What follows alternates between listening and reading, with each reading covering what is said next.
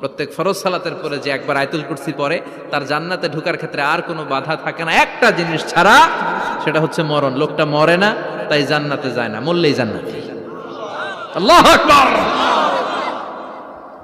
এরপরে 33 বার সুবহানাল্লাহ, 33 বার আলহামদুলিল্লাহ, 33 বার আল্লাহু আকবার। সবশেষে মিলাবেন লা ইলাহা ইল্লাল্লাহ ওয়াহদাহু লা শারীকা লা লাহুল মুলকু ওয়া লাহুল হামদু ওয়া হুয়া আলা কুল্লি শাইইন কাদির।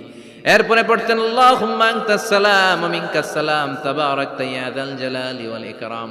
এরপরে পড়তেন আল্লাহুম্মা লা মানিআ লিমা আ'তাইতা ওয়া লা মু'তিয়া লিমা মানা'তা ওয়া লা ইয়ানফা'ু যাল জাদ্দি মিনকাল জাদ। এরপরে পড়তেন আল্লাহুম্মা ইন্না নাসআলুকাল হুদা ওয়াত তুকা ওয়াল আফাফা ওয়াল গিনা। এরপরে পড়তেন আল্লাহুম্মা আ'ইন্না আলা যিকরিকা ওয়া শুকরিকা ওয়া হুসনি ইবাদাতিক। সুবহানাল্লাহ পড়ে।